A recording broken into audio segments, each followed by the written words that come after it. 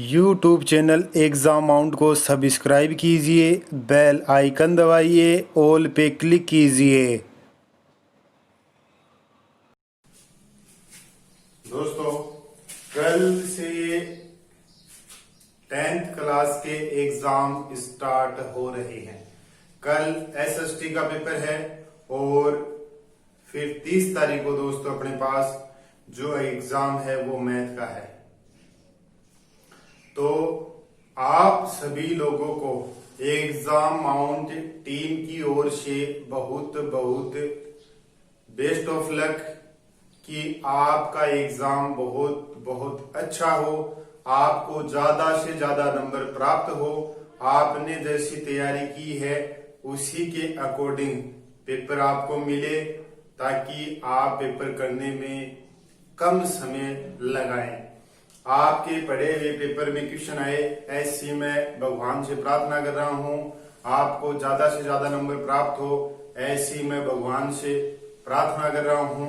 आपको मैं कल परसों जो पेपर हो रहे हैं उसके बारे में कुछ महत्वपूर्ण बिंदु बता रहा हूं कि आपके एग्जाम पेपर में जो आपके पास 3.25 घंटे होते हैं उसमें दोस्तों कैसे आपको एग्जाम में ध्यान रखना है, किस प्रकार से आपको एग्जाम में काम करना है। अपन बात करते हैं मैथ्स के पेपर की।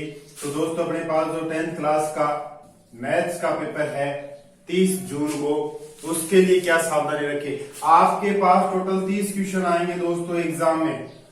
30 क्वेश्चन आएंगे एग्जाम में, 4 पार्ट आएंगे आपके पास इस प्रकार से A B C और D।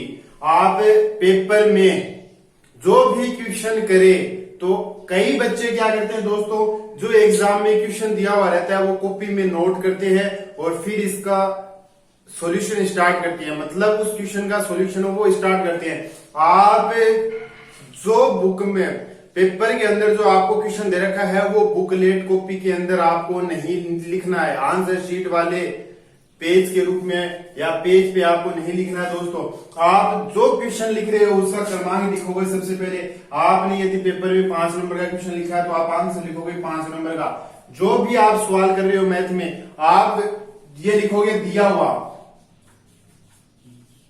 गिवन, दिया हुआ आपको लिखना है। जो भी आप क्वेश्चन स्टार्ट करो उससे पहले ये लिखना कि अपने को इस क्वेश्चन में क्या दिया है, वो चीज आपको लिखनी है कि दिया हुआ जो चीज आपको क्वेश्चन में लिख रखी है वो आप यहां नोट करोगे। फिर जो आपको पूछा वो फॉर्मूला लगाकर आप दोस्तों इसका सॉल्यूशन करोगे। आप सीधा फॉर्मूला लगाकर सॉल्यूशन स्टार्ट मत करना दोस्तों।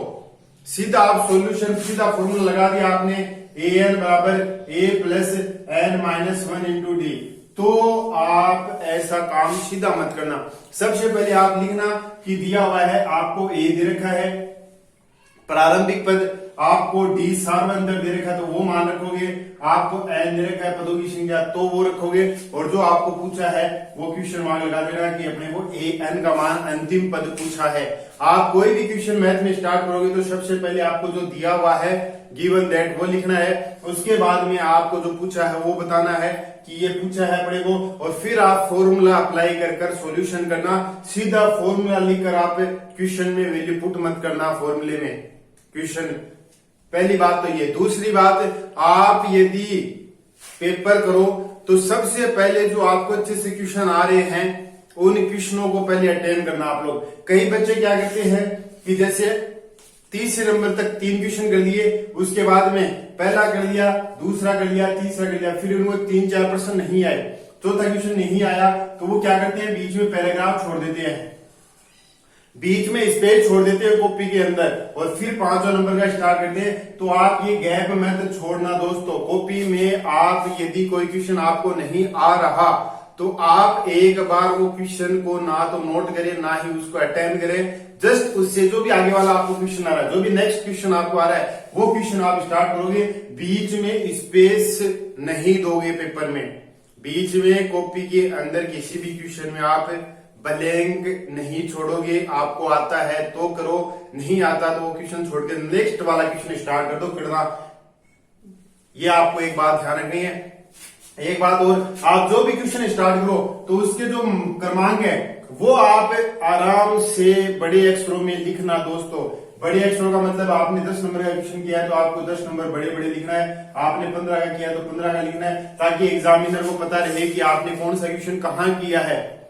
कई बार आपने लगातार क्वेश्चन स्टार्ट कर दिए, फिर आपने 4-5 क्वेश्चन एग्जाम में नहीं आए आपको पेपर में, और फिर आप आगे वाला क्वेश्चन करते हैं तो वहां पे क्या होता है कि आपने लगातार 5 क्वेश्चन कर दिए, वो 1-1 नंबर के थे।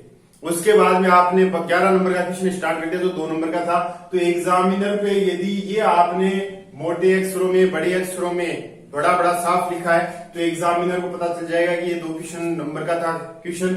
लेकिन आप कंटिन्यू यदि वो दिखाई नहीं देगा उसको, तो वो 2 नंबर के क्वेश्चन में भी दोस्तों आपको 1 नंबर ही देगा यदि सही होगा तो आपको ये भी ध्यान रखना है जो आपने क्वेश्चन किया है वो किस प्रकार से करना है। ग्राफ का जो क्वेश्चन आएगा मैथ में, वो ग्राफ पेपर जो आपको ग्राफ पेज मिलेगा उस पे आपको रोल नंबर लिखना है। यदि मान लो कि वो क्वेश्चन जहां आपने अटेम्प्ट किया है वहां पे वो ग्राफ पेपर है वो आपको चिपकाना है, आपको उसी पेज के बीच में, कॉपी के लास्ट में ना लगाकर। कई बच्चे क्या करते हैं, जो अपने पास दोस्तों कॉपी होती है उसके लास्ट में लगाते हैं, आपको बीच में, बीच के पन्नों में, बीच के जो कॉपी के पेज होते हैं उसके अंदर ग्राफ पेपर लगाकर उसको बांधना है धागे से, या स्टेपल करे तो स्टेपल करना है। रोल नंबर लिखने का मतलब ये है कि यदि गलती से वो स्टेपल से ग्राफ पेपर खुल गया या धागे से वो फट गया तो एग्जामिनर कॉपी चेक करे, यदि उसको रोल नंबर लिखा हुआ मिलेगा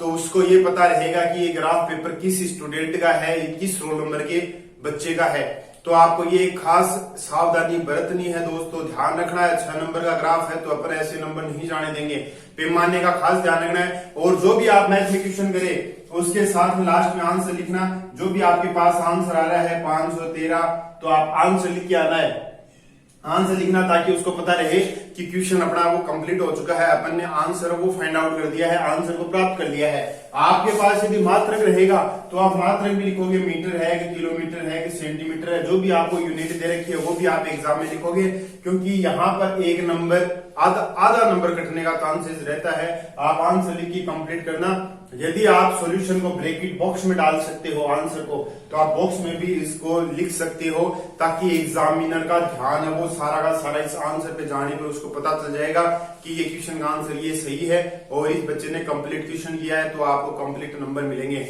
क्योंकि मैथ में एक एक लाइन के नंबर होते हैं, एक एक स्टेप के नंबर में क्वेश्चन बटा हुआ रहता है, तो अपने को ये ध्यान रखना है दोस्तों। जो क्वेश्चन आपको अच्छा लगे, जो क्वेश्चन आपको एग्जाम में आ रहा है, सबसे पहले आप वो क्वेश्चन अटेम्प्ट करना। ऐसा कोई क्वेश्चन यदि आपको एग्जाम में नहीं आ रहा है या आधा आ रहा है आधा नहीं आ रहा है, तो आप एक बार वो क्वेश्चन है वो अटेम्प्ट मत करना, उस क्वेश्चन को मत छूना, क्योंकि आपने आधा कर दिया फिर आप आधे के चक्कर में अपना टाइम है वो वेस्ट कर दोगे, टाइम अपना एग्जाम में खराब हो जाएगा, तो बाकी के जो क्वेश्चन अपने को आ रहे थे वो भी अपना क्या हो जाएगा, छूट जाएगा, तो अपने पास नुकसान हो जाएगा।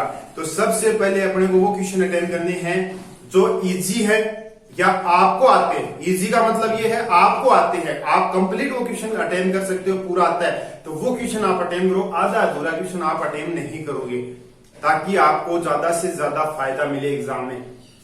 एक और खास बात मैथ के पेपर के लिए दोस्तों, एक खास बात और देखो, 10th क्लास के बच्चों या 12th क्लास के बच्चे सभी के लिए होता है ये नियम। यदि आपने कोई क्वेश्चन मैथ में आपने यदि किसी क्वेश्चन का सॉल्यूशन कर लिया, जैसे आपने 11 नंबर के क्वेश्चन का सॉल्यूशन कर लिया दोस्तों, और आपने क्या किया कि आपको ये पता है कि इस क्वेश्चन का आंसर ये आ रहा है, या आपको ये लग रहा है कि मेरा ये क्वेश्चन मिस्टेक हो गया, गलत हो गया, तो आप एक बार उस क्वेश्चन को चेक मत करो। मतलब आपको लग रहा है ये क्वेश्चन मेरा गलत हो गया, तो कई बच्चे क्या करते हैं उस क्वेश्चन में गलती निकालते हैं, वापस पढ़ेंगे गलती नहीं मिलेगी, क्या पता माइनस प्लस के निशान में भी मिस्टेक हो। क्योंकि एग्जाम में क्या होता है, अपने ऊपर एक प्रेशर होता है कि 3 घंटे में 3.25 घंटे में अपने को 30 क्वेश्चन अटेम्प्ट करने हैं, तो अपन क्या करते हैं कि जल्दी जल्दी काम करते हैं, तो अपने पास छोटी मोटी कोई भी मिस्टेक हो जाए, साइन है उसमें प्रॉब्लम आ जाए, प्लस माइनस गुना भाग में मिस्टेक हो जाए, कोई डिजिट रखने में भूल जाए, अपन नाम मान रखने में गलती हो जाए, तो आप क्या करोगे, यदि आपको ये लग रहा है कि मेरा ये क्वेश्चन गलत है, मन में आपको संतोष नहीं है, क्वेश्चन करने के बाद में आप संतुष्ट नहीं है उस क्वेश्चन से, तो आप एक बार उस क्वेश्चन को अटेम्प्ट ना करते हुए आगे के क्वेश्चनों को अटेम्प्ट करना स्टार्ट कर दो। उसके बाद में आप 5-4 क्वेश्चन करने के बाद में ये क्वेश्चन है वो आप दोबारा रिपीट करना, दोबारा लिखना, क्योंकि आप यदि इसी क्वेश्चन में अपनी गलती निकालोगे तो आपको अपनी गलती नहीं मालूम चलेगी, क्योंकि एग्जाम में प्रेशर होने पर अपने पास छोटा सा जो पॉइंट होता है वो भी अपन पकड़ नहीं पाते, क्योंकि माइंड अपना रिलैक्स होगा, आराम से अपन कोई भी काम करते हैं तो अपन छोटी छोटी गलतियों को पकड़ सकते हैं दोस्तों। लेकिन प्रेशर के अंदर, टेंशन के अंदर अपन क्या है कि जो साफ सामने दिखी हुई है, लिखा हुआ है, वो भी अपन पकड़ नहीं सकते कि अपन ये गलत लिखा हुआ है। तो मेरा तो यही कहना है आपको कि आपका यदि कोई क्वेश्चन गलत हो जाए तो आप उस क्वेश्चन को वहीं पे एक बार स्टॉप कीजिए और नेक्स्ट क्वेश्चन से आगे क्वेश्चन को स्टार्ट कीजिए। तो 4-5 क्वेश्चन करने के बाद में आप उस क्वेश्चन को वापस कीजिए ताकि आपको पता चलेगा कि आपसे क्या गलती हुई है। उसी क्वेश्चन में आप अपनी गलती मत निकालना, क्योंकि आपको अपनी गलती उसी पर्सन में बहुत कम बच्चों को ही पकड़ में आएगी और टाइम अपना वेस्ट होगा, गलती ढूंढने में टाइम भी लगेगा और क्वेश्चन भी अटेम्प्ट नहीं होगा, तो क्वेश्चन भी चला गया हाथ से और टाइम भी वेस्ट हो गया, तो अपने पास जो आगे के क्वेश्चन है वो भी कंप्लीट नहीं हो पाएंगे। तो आप ये खास बात ध्यान में रखना दोस्तों। आप सभी को कल और परसों जो आपका एग्जाम है उसके लिए बहुत बहुत best of luck. Exam mount की जो टीम है जिसके अंदर दोस्तों मेरे अलावा संदीप सर भी हैं, सुमेर जी भी हैं, आपके लक्ष्मीकांत जी सर भी हैं, 1-2 सर हैं वो जयपुर से काम कर रहे हैं, जैसे सुमेर जी सर वो जयपुर से कार्य कर रहे हैं, आप इस टीम के साथ जुड़े हुए हैं। संदीप जी सर है वो भी दूसरे जगह से काम कर रहे हैं और उन सभी यानी कि हमारी ये जो टीम है, इन टीम की तरफ से आप लोगों को एग्जाम माउंट टीम की तरफ से कल और परसों जो आपके एग्जाम है मैथ्स का और एसएसटी का, उसके लिए दोस्तों बहुत बहुत बेस्ट ऑफ लक। आप आराम से पेपर कीजिए, रिलैक्स माइंड से पेपर कीजिए। भगवान से प्रार्थना है आपको ज्यादा से ज्यादा नंबर प्राप्त हो, और यदि आपको दोस्तों कभी कोई प्रॉब्लम हो तो मैं वैसे आपका एग्जाम होने के बाद में एक वीडियो लेकर आ रहा हूं जिसमें आपको मैं ये बताऊंगा कि 10th पास करने के बाद में बच्चों के पास क्या क्या ऑप्शन रहेंगे और 12th पास करने के बाद में बच्चों के पास क्या क्या ऑप्शन रहेंगे, आगे क्या सब्जेक्ट चुने, क्या चूज करें, उसके ऊपर मैं अब वीडियो बना रहा हूं। आपको एग्जाम के बाद में ये वीडियो प्राप्त हो जाएगा, तो आप वो वीडियो देखिए। और ये जो हम एक टीम के साथ लगे हुए हैं, एक टीम वर्क के साथ आपकी हेल्प कर रहे हैं, तो उन सभी की तरफ से आपको एग्जाम की बहुत बहुत बेस्ट ऑफ लक। एग्जाम आपका अच्छा हो। धन्यवाद दोस्तों।